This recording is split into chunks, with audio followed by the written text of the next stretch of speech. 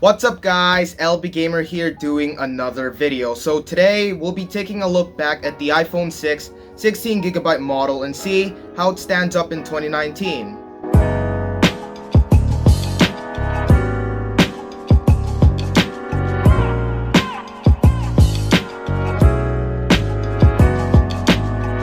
When this first came out in 2014, it was a huge success for Apple to step up their game in the smartphone market with bigger and better displays and phone size with the 6 and Plus models. It introduced Apple Pay, which is very useful today. Now, it did have some issues like bending and touch disease, but other than that, it was a successful release. Okay, so starting off, we have the display. The iPhone 6 has a 1334 by 750 resolution display, sized at 4.7 inches and 326 pixels per inch.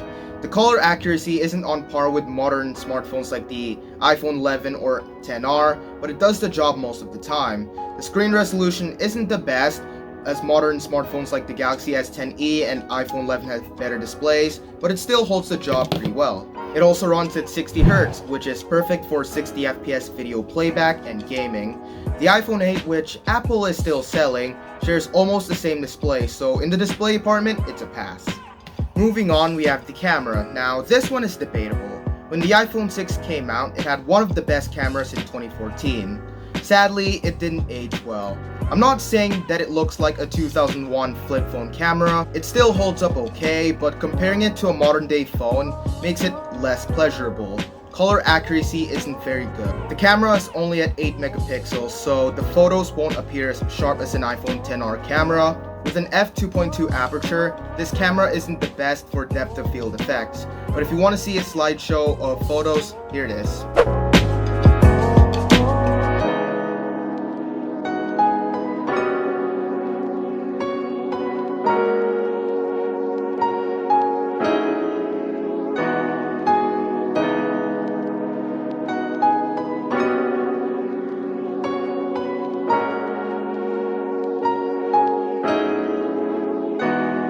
Cameras can also do several presets, 720p or 1080p at both 30fps or 60fps. Slow motion is also possible with 120fps or 240fps playback, both at 720p. Back in 2014, this was considered impressive, but now they appear very blurry. If you're a vlogger and if you want to film with an iPhone 6, you can definitely do it, but I look for a better camera alternative from an iPhone 8 or an iPhone 10R as they provide significantly better quality. For the front camera, it is very mediocre. At 1.2 megapixels, what do you expect? Selfies appear blurry, color accuracy is way off, but if you're only doing Snapchat or FaceTime, then it is alright, but altogether, I'd avoid this camera. 720p video playback at max 30fps makes it even worse. Next up, we have the battery life.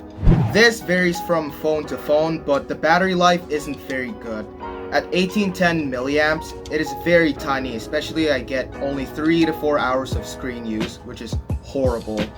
A battery replacement should help a little bit, but it shows how far batteries have come. I'd recommend charging this twice a day, as it could die quickly when you're doing heavy tasks like gaming or video watching. A battery pack should also help a lot if you want to use this phone remotely in urban areas. The good thing about the iPhone 6 is the speakers. Now, I get it, it's a mono speaker, unlike the stereo speakers we have today, but it still sounds very clear and sharp. Same goes for the microphone, good for phone calls. And the excellent thing that is still up to par with modern day smartphones is the headphone jack. Bad choice for Apple to remove it, especially when a stupid piece of plastic replaced it. So I don't know why they had to remove it, maybe for better speeds, I'm not sure, but I'm glad the iPhone 6 has this feature if you want to use headphones. Looking at design, this is very subjective, but in my opinion, it looks stunning. The metal back and bezels give it a premium feel to the hands, and it feels solid. It looks very similar to the iPhone 8 screen-wise, with the back being the only exception. This is personally the right size for me, as I have small hands, but going back from a plus-size phone to a regular size is very difficult. Let's face it looks dated. The glass back is now a trend, but I still like it. The only downsides are that it doesn't have wireless charging and it uses the 6000 series aluminum, which is prone to bending and touch disease, but being careful or putting a case on should help. Finally, what we've all been waiting for is performance. The iPhone 6 has a dual-core A8 CPU clocked at 1.4 GHz and an M8 Motion co-processor. It has 1 GB of RAM, which is the limiting factor here. Performance-wise, it's not very good. It is usable for social media and basic tasks like texting and calling, but comparing it to a 6S, released just 1 year later, is a huge letdown. Because of the single gig of RAM, multitasking is not up to par with a 2 GB phone. 2 GB of RAM is the bare minimum for smartphones in 2019, and 1 GB of RAM started becoming a limiting factor in late 2017 with iOS 11. Apps load slowly, there's some stutter and lag while browsing through the operating system, as the iPhone 6s is way better for iOS 12 and iOS 13. Speaking of operating systems, the iPhone 6 is now obsolete. iOS 12 is the max it can support, albeit it very slowly. That means that there's limited app support and you don't get the new features that iOS 13 brings. Gaming is also very demanding. If you're only playing indie games, it would do just fine, but AAA games like Asphalt 9 or Call of Duty Mobile has very severe frame drops below 30 FPS. Video playback, however, is where it shines. The iPhone 6 can run videos at 1080p, 60 FPS with little problems, but 1440p and 4K video playback are overkill and out of the question. Overall, I don't think the iPhone 6 is a great phone anymore.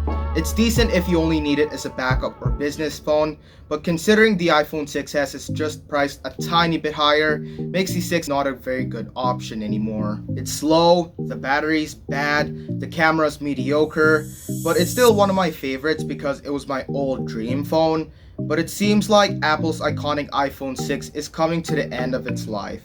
I feel sorry for bad-mouthing the iPhone 6, but we have to face the reality as we can't always stay in the past. If you already have an iPhone 6, you can still use it, although I'd recommend upgrading to a Galaxy S10e or iPhone XR or 11. Well, that wraps it up for this video, guys. I hope you enjoyed. Please stay tuned for more technology videos like this. And I'm sorry if I haven't posted in 2 weeks. I've just been very busy, but I hope you guys have a good day. Please like and subscribe for more content just like this, and I'll catch up to you in the next video. Peace out.